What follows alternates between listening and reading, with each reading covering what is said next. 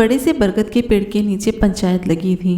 पूरा गांव इकट्ठा हो गया था। सब आपस में खुसर फुसर कर रहे थे। कोई मुंह छिपाकर हंस रहा था तो कोई व्यंग कस रहा था। किसी के चेहरे पर मायूसी और दया थी तो किसी के चेहरे पर क्रोध, कुंठा और चिंता के मिले जुले भाव थे। सरपंच और पंच भी चिंता मग्न थे, पर कोई ना कोई तो फैसला लेना ही था। पंचायत में दोनों ही पक्ष अपनी अपनी बातें कह रहे थे। रामदीन कहता है, सरपंच जी, रमुआ ने तो मेरी बेटी की जिंदगी ही बर्बाद कर दी है। अब उससे कौन ब्याह करेगा? मैं तो कहीं मुंह दिखाने के लायक ही नहीं रहा। रमुआ का पिता कालिका कहता है, क्यों फालतू की बातें करते हो? मेरे बेटे ने कुछ नहीं किया है। तेरी बेटी के तो रंग ढंग ही पहले से ऐसे थे। मेरे बेटे पर डोरे डाला करती थी। आखिर आज उसने अपना त्रिया चरित्र दिखा ही दिया। इतना सुनते ही रामदीन आग बबूला हो जाता है, क्योंकि उसकी बेटी की इज्जत का सवाल था।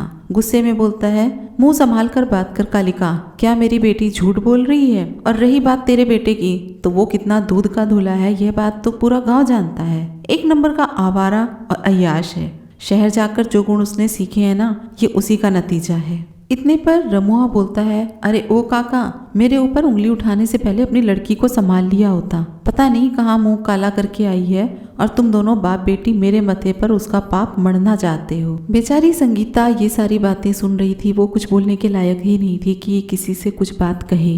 इतने में संगीता की माँ बोलती है, अच्छा, यह तो पहले सोचना था ना। अब तुम्हारी हरकत की वजह से आसपास के 10 गांव तक लड़की को ब्याहना मुश्किल हो जाएगा। रमुआ की माँ कहती है, तो क्या मेरे बेटे ने दुनिया भर का पाप अपने सर पर लेने का ठेका ले रखा है? तेरी लड़की के लक्षण तो मुझे पहले से ही सही नहीं लगते थे। मेरा लड़का तो गऊ है, गऊ। रामदीन कहता है, देख रमुआ, गलती की है तूने तो शादी तो तुझे ही करनी पड़ेगी। आखिर अब मेरी बेटी का हाथ कौन थामेगा? सरपंच जी, आप कुछ कहते क्यों नहीं?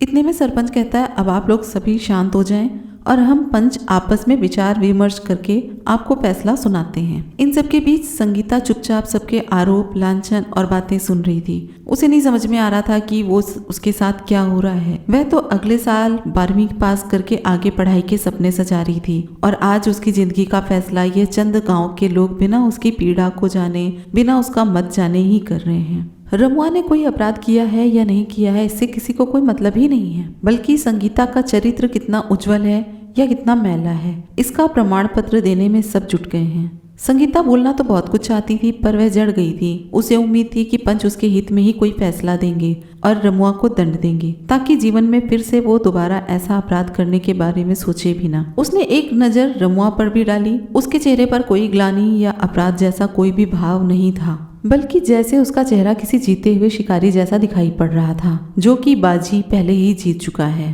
तभी सरपंच बोलना शुरू करते हैं, दोनों पक्षों की बातों से यह साबित हो गया है कि रमुआ ने संगीता के साथ गलत किया है। इसकी सजा भी रमुआ को मिलनी चाहिए। इतना सुनते ही संगीता का चेहरा चमक उठा। कम से कम पंचों को तो ऐसा लगा कि रमुआ ने अपराध किया है, लेकिन आगे जो उसने सुना उसे सुनकर वो बिल्कुल चौंक सी गई। पंचों ने फैसला दिया कि क्योंकि रमुआ ने संगीता के साथ बलात्कार किया है, तो अब रमुआ को ही संगीता से विवाह भी करना पड़ेगा। रामदीन, कालिका या रमुआ की तरफ से कोई भी प्रतिक्रिया नहीं आ रही थी। उससे पहले ही संगीता चिल्ला उठी। उसका चेहरा क्रोध की अग्नि से जल रहा था और फिर संगीता चिल्लाती है, बस करो, क्या तमाशा लगा रखा है?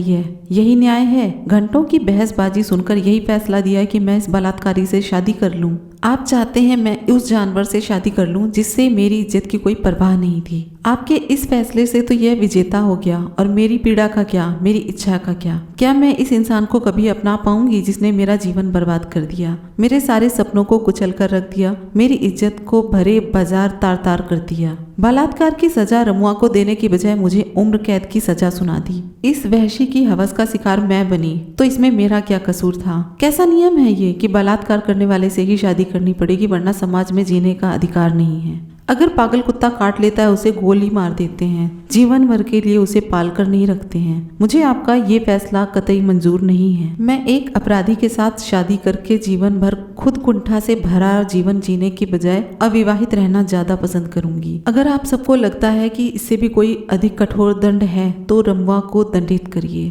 पंचकर्ण भी संगीता की बात सुनकर सन्न रह गए, क्योंकि पंचों ने कभी भी किसी बलात्कारी को इससे कठोर दंड नहीं दिया था। किसी को भी समझ में नहीं आ रहा था कि संगीता के सवाल का क्या जवाब दें, लेकिन संगीता अब संतुष्ट थी। उसे पता था कि अब कोई उसके चरित्र पर उंगली नहीं उठाएगा और न ही उसके जीवन का फैसला करने का हक किसी और के हाथ में होगा। गांव के सभी लोग आपस में बातें कर रहे थे, लेकिन अब संगीता के चरित्र का कोई भी प्रमाण पत्र नहीं मांग रहा था। पंचगण ने भी काफी विचार विमर्श किया और लास्ट में ये फैसला दिया कि रंवा को आजीवन गांव से निष्कासित किया जाता है। रंवा का अपने परिवार के किसी चल अचल संपत्ति से कोई वास्ता नहीं होगा और उसके परिवार या इस गांव का कोई भी व्यक्ति यदि उसे आर्थिक रूप से सहयोग देने का प्रयास करेगा तो उसे भी गांव से निष्कासित कर दिया जाएगा। संगीता के सम्मान के सामने यह दंड तो कुछ भी नहीं था, लेकिन रंवा के अपराध की सजा अब संगीता को भोगनी नहीं पड़ेगी।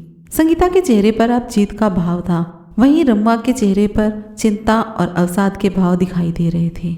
आजकल बढ़ते हुए इस तरह के गुनाह को देख करके ये फैसले लेने आज के टाइम में बहुत ज़रूरी हो गए हैं। अगर आप सभी मेरी बात से सहमत हैं तो प्लीज़ कमेंट करके ज़रूर बताएं आपकी राय इस बारे में क्या है। फिर मिलेंगे अगली वीडियो में एक नई कहानी के साथ, तब तक के लिए नमस्कार।